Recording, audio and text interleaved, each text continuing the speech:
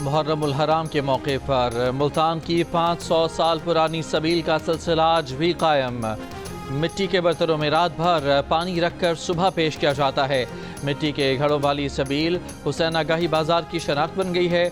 چنیوٹ میں برسوں سے 50 فٹ تک بلند تعزیے صدیوں پرانی روایت کو زندہ رکھے ہوئے ہیں۔ 9 تعزیوں کے جلوس شہر بھر میں نکلتے ہیں تو کرب و بلا کی یاد تازہ کرتے ہیں۔ صادق آباد میں ایک شہری نے 100 من حلیم تیار کرایا۔ مظفر گڑھ میں جلوس کے راستے پر دودھ کی سبیل کا اہتمام، کئی من دودھ کے ساتھ میوجات اور مشروبات کا بھی استعمال۔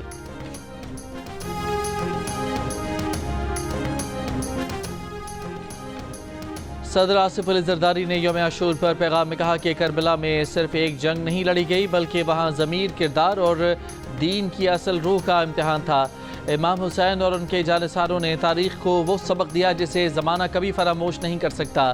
ان کا پیغام اصولوں پر ڈٹ جانے، ظلم و جبر کے سامنے نہ جھکنے اور حق کی خاطر ہر قربانی دینے کا عظیم پیغام ہے۔ آج ملک کو درپیش چیلنجز کے تناظر میں ہمیں بطور قوم حسینی کردار کی ضرورت ہے۔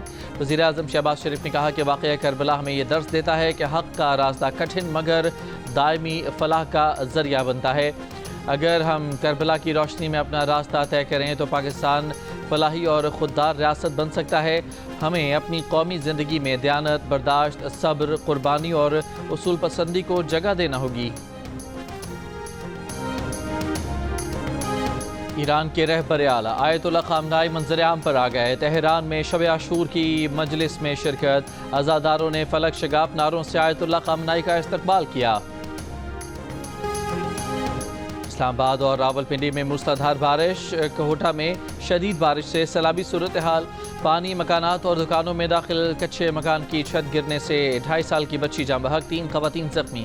آزاد کشمیر کے مختلف علاقوں میں بھی بارش۔ محکمہ موسمیات کی آج اور کل اسلام آباد، مری، گلیات، پنجاب، کے پی، بلوچستان اور کشمیر میں موسلادھار بارشوں کی پیش گوئی۔ محکمہ موسمیات کا الرٹ جاری۔ ندی نالوں میں طغیانی اور پہاڑی علاقوں میں لینڈ سلائیڈنگ کا خدشہ۔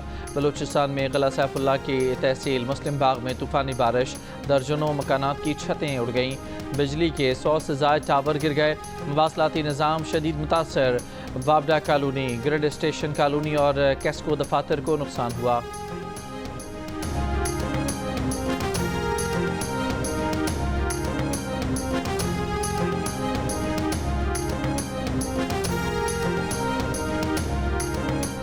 گلگت بلتستان کا علاقہ چلاس ہفتے کو ملک کا گرم ترین علاقہ رہا۔ درجہ حرارت 48.5 ڈگری سینٹی گریڈ ریکارڈ۔ اس سے پہلے 17 جولائی 1997 میں چلاس کا بلند ترین درجہ حرارت 47.7 رہا تھا۔ محکمہ موسمیات کے مطابق موسمیاتی تبدیلی کی وجہ سے برف پوش علاقوں میں گلیشیائی جھیل پھٹنے کے خدشات بڑھ رہے ہیں۔ سیلاب کا خطرہ ہے۔ آئندہ ہفتے کے دوران گلیشیائی جھیلوں کے پھٹنے سے قریبی علاقوں میں اچانک طغیانی جیسے واقعات ہو سکتے ہیں۔ کراچی کے علاقے لیاری میں عمارت گرنے کے بعد ریسکیو آپریشن تیسرے روز میں داخل۔ جاں بحق افراد کی تعداد 25 ہو گئی۔ ملبے میں مزید 5 سے 7 افراد کے دبے ہونے کا خدشہ۔ حکام کے مطابق ملبہ ہٹانے میں مزید کچھ وقت لگے گا۔ ہندو مہیشوری برادری سے تعلق رکھنے والے 20 افراد کی میتوں کی آخری رسومات ادا کر دی گئیں۔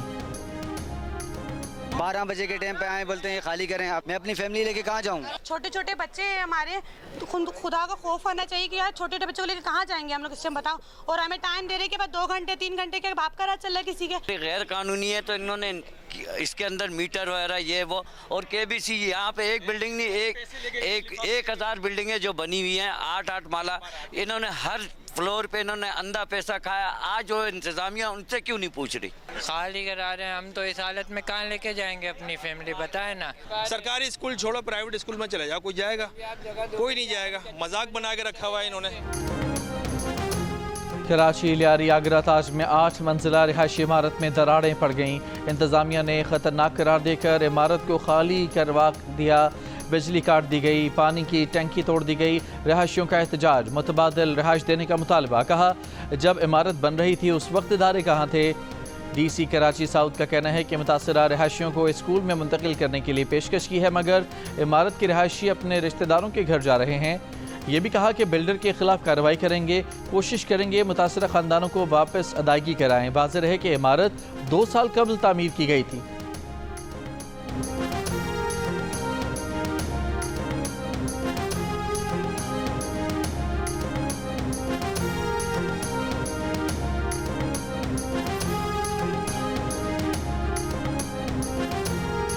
دیکھیں جی، بلڈر کے خلاف میں نے ابھی تھوڑی دیر پہلے یہ میری بات ہوئی ہے SSP سے، اور ہمیں ڈائریکشنز ملے ہیں پولیٹیکل قیادت سے بھی، ہمارے آنریبل کمشنر صاحب کی طرف سے، چیف سیکرٹری صاحب کی طرف سے بھی، کہ جو بھی اس میں انوالو ہے، نہ صرف بلڈر، کوئی ادارے کا بندہ بھی انوالو ہوگا، انکوائری کر کے ہم اس کے خلاف FIR کریں گے۔ لیاری میں عمارت کے حادثے میں سرکاری غفلت کا انکشاف، حکومتی لاپرواہی متعدد زندگیاں لے گئی۔ عمارت 2022 میں 3 منزلہ ہونے پر ہی خطرناک قرار دے کر تیسری منزل گرانے کا سرکاری فیصلہ ہو چکا تھا، لیکن پھر کیا ہوا جادو کہ تیسری منزل گرانے کے بجائے 2 منزلیں اور تعمیر ہو گئیں۔ لوگ آباد ہو کر انہیں جانتے بوجھتے موت کے منہ میں دھکیل دیا گیا۔ جیو نیوز نے سندھ بلڈنگ کنٹرول اتھارٹی کی دستاویز حاصل کر لی۔ دستاویز کے مطابق 2022 میں اس عمارت کو خطرناک قرار دیا گیا تھا اور تیسری منزل توڑ کر عمارت کی بنیادیں مضبوط کرنے کی تجویز دی گئی تھی۔ 2023 سے 2025 کے دوران سرکاری کاغذوں میں یہ عمارت 3 منزلہ ہی رہی، لیکن حقیقت میں یہ 5 منزلہ بن چکی تھی۔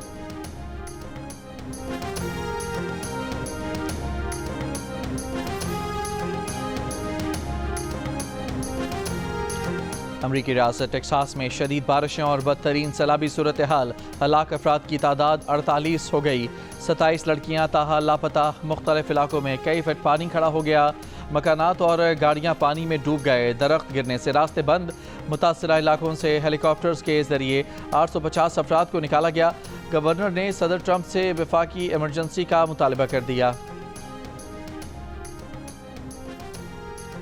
وزیر اعظم کا امریکی ریاست ٹیکساس میں سیلاب سے جانی نقصان پر اظہار افسوس، کہا پاکستان میں بھی چند روز قبل ایسا ہی افسوسناک واقعہ پیش آیا تھا۔ متاثرہ خاندانوں کے دکھ درد کو محسوس کر سکتے ہیں، ہماری ہمدردیاں اور نیک خواہشات صدر ٹرمپ اور امریکی عوام کے ساتھ ہیں۔ بھارت کے دعوے مٹی میں مل گئے، سندور اجڑ گیا۔ وزیر دفاع خواجہ آصف کا کہنا ہے کہ پاکستان کو پوری دنیا کی سپورٹ ملی تھی، بھارت کے ساتھ صرف اسرائیل کھڑا تھا۔ ترکی اور چین پاکستان کے دوست ممالک ہیں، لیکن جنگ پاکستان نے خود لڑی ہے۔ بھارت میں جھوٹ کا سیلاب آیا ہوا تھا، جیسے بالی ووڈ فلم کی شوٹنگ ہے۔ پاکستان کو ترکی اور چین کی حمایت حاصل تھی، جن سے ہم اسلحہ لیتے ہیں۔ اس کا مطلب یہ نہیں کہ وہ لڑائی میں شامل تھے، ہم تو امریکہ سے بھی اسلحہ لیتے ہیں، ہو سکتا ہے وہ سامان بھی لڑائی میں استعمال ہوا ہو۔ بھارت کے پاس فرانس کے طیارے ہیں، پاکستان کے پاس فرانس کی آبدوزیں ہیں۔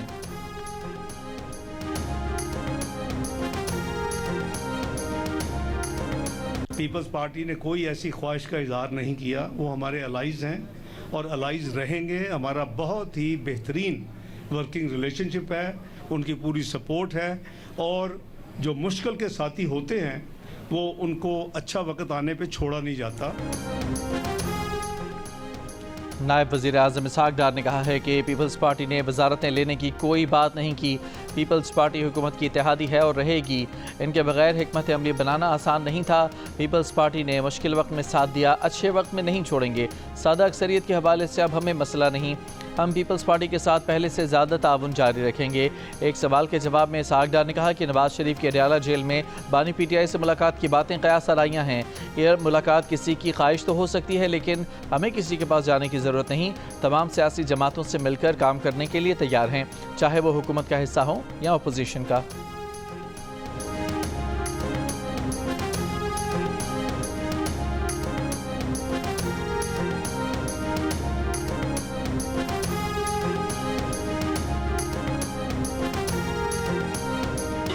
ریومرز چل رہے ہیں کہ صدر آصف علی زرداری کو ہٹایا جا رہا ہے اور نئی ترمیم لائی جا رہی ہے، تو آپ اس پہ کیا کہتے ہیں؟ پہلی بات آرمی چیف صدر بننے جا رہے ہیں یا آصف زرداری کو ہٹایا جا رہا ہے؟ پہلی بات تو یہ ہے کہ یہ میری ریکویسٹ ہے 2 دن سیاست نہ کریں تو بہت اچھا ہے۔ دوسری بات یہ ہے کہ سوشل میڈیا کی خبروں میں بالکل نہ جائیں۔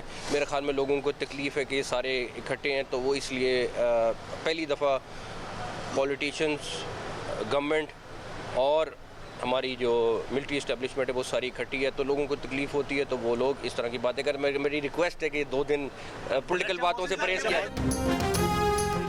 کیا آصف زرداری کو صدر کے عہدے سے ہٹایا جا رہا ہے؟ وزیر داخلہ محسن نقوی سے میڈیا کا سوال۔ محسن نقوی نے کہا کہ سوشل میڈیا کی خبروں پر دھیان نہ دیں۔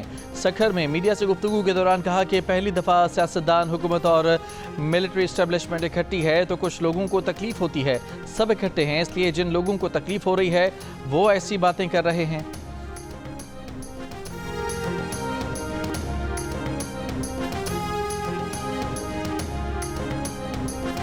وزیر اعلیٰ خیبر پختونخوا علی امین گنڈاپور کا مخصوص نشستوں کے لیے عدالت جانے کا اعلان۔ میڈیا سے گفتگو میں کہا کہ انہوں نے اپنے کاغذات نامزدگی میں خود کو آزاد نہیں لکھا، وہ پی ٹی آئی کے رکن ہیں، اپنے کاغذات نامزدگی کی بنیاد پر مخصوص نشستوں کے لیے عدالت جا رہے ہیں۔ وزیر اعلیٰ نے مزید کہا کہ دریائے سوات کے واقعے میں ڈسکا کی متاثرہ فیملی کے لواحقین سرکاری نوکری کا تقاضا کر رہے ہیں۔ پنجاب کے ڈومیسائل پر کے پی میں سرکاری نوکری نہیں مل سکتی۔ لواحقین کو 20 لاکھ روپے فی کس کے حساب سے 2 کروڑ روپے معاوضہ دیا جائے گا۔ علی امین گنڈاپور نے صوبائی حکومت کے خلاف تحریک عدم اعتماد کی خبروں پر رد عمل دیتے ہوئے کہا کہ حکومت مضبوط ہے، کوئی رکن کہیں نہیں جا رہا۔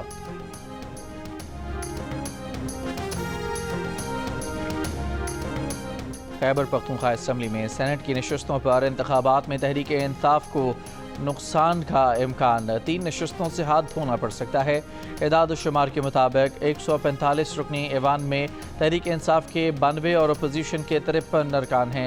مخصوص نشستیں نہ ملتی تو اپوزیشن صرف 1 سیٹ پر کامیاب ہوتی، مگر اب زیادہ نشستیں حاصل کر سکتی ہے۔ پی ٹی آئی کو اب 7 نشستیں ملنے کا امکان ہے۔ خیبر پختونخوا سے سینٹ کی 7 جنرل، خواتین کی 2، ٹیکنوکریٹ اور علماء کی 2 نشستوں پر 21 جولائی کو پولنگ ہوگی۔ پنجاب میں محرم الحرام کے جلوسوں اور مجالس کی سیکیورٹی پر 1,08,000 سے زائد پولیس اہلکار تعینات کیے گئے ہیں۔ جامع مانیٹرنگ کے لیے کنٹرول رومز دن رات کام کر رہے ہیں۔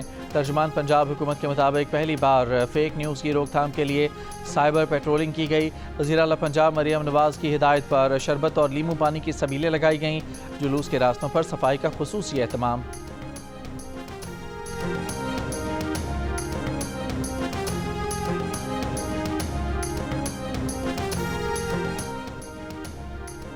وزیر اعلیٰ خیبر پختونخوا علی امین گنڈاپور کا پشاور میں police command and control centre کا دورہ۔ وزیر اعلیٰ کو سیکیورٹی سسٹم سے متعلق بریفنگ دی گئی۔ وزیر اعلیٰ کا خصوصی سیکیورٹی انتظامات پر اظہار اطمینان۔ مقبوضہ کشمیر میں قابض بھارت کی ریاستی دہشت گردی جاری۔ قابض انتظامیہ نے مقبوضہ وادی کے کئی علاقوں میں محرم الحرام کے جلوسوں پر پابندی لگا دی۔ 4 یا اس سے زیادہ افراد کے اجتماع پر پابندی عائد۔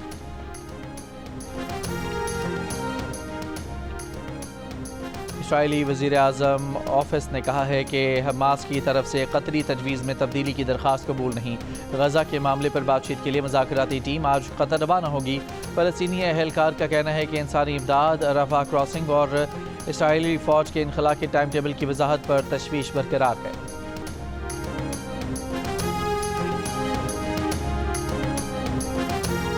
غزہ پر اسرائیلی فوج کے حملے جاری، مزید 64 فلسطینی شہید، امداد دینے کے منتظر 9 فلسطینی بھی شہداء میں شامل۔ امدادی مرکز پر اسرائیلی فائرنگ سے شہداء کی تعداد 743 ہو گئی۔ پہلی بار خوراک تقسیم کرنے والے 2 امریکی امدادی کارکن بھی زخمی۔ امریکی امدادی کارکن حماس کی کارروائی میں زخمی ہوئے۔ اسرائیلی فوج کا الزام، اسرائیلی فوج نے شمالی غزہ میں 2 فوجیوں کی ہلاکت کا اعتراف کر لیا۔ برطانیہ میں انسداد دہشت گردی قانون کے تحت فلسطین کی حامی تنظیم فلسطینی ایکشن گروپ پر پابندی عائد کر دی گئی۔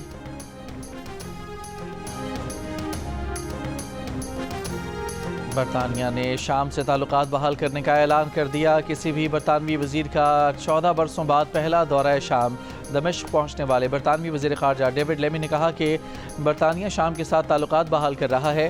نئی شامی حکومت کی حمایت برطانوی مفاد میں ہے۔ شام کی مدد کے لیے 94 ملین پاؤنڈ دینے کا بھی وعدہ۔ 2011 کی خانہ جنگی کے بعد برطانیہ نے شام سے سفارتی تعلقات منقطع کر لیے تھے۔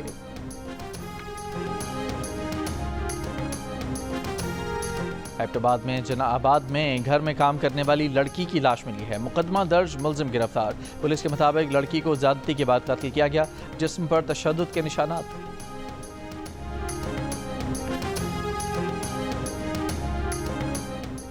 اسلام آباد کے مرگلا ہلز نیشنل پارک میں ہرن کے شکار اور ذبح کرنے کا واقعہ، محکمہ وائلڈ لائف نے تھانہ کوثر میں واقعے کا مقدمہ درج کروا دیا۔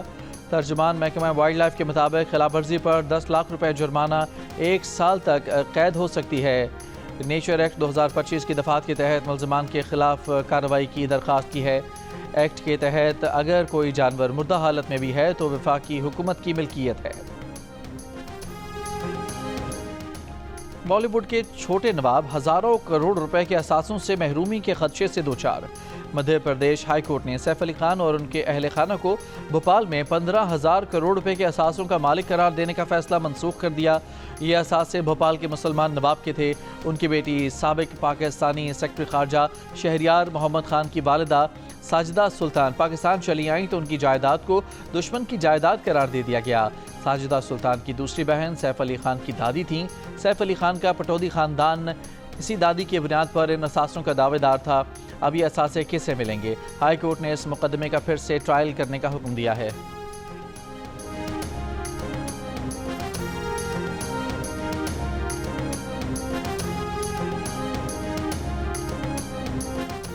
پاکستان ٹی20 ٹیم کے نائب کپتان شاداب خان کے دائیں کندھے کا آپریشن ہو گیا۔ انگلینڈ سے سوشل میڈیا پیغام میں شاداب خان نے کہا کہ سرجری کامیاب رہی، اگلا مرحلہ ریکوری اور ریہیب کا ہے۔ شاداب خان نے مداحوں سے جلد صحت یابی کے لیے دعا کی اپیل کی۔ شاداب خان کی رواں ماہ بنگلہ دیش اور اس کے بعد ویسٹ انڈیز کے خلاف وائٹ بال سیریز میں شمولیت کا امکان نہیں۔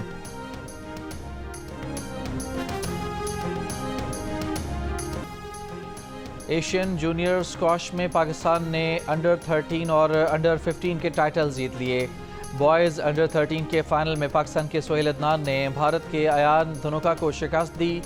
انڈر 15 میں پاکستان کے نعمان خان نے کامیابی حاصل کی۔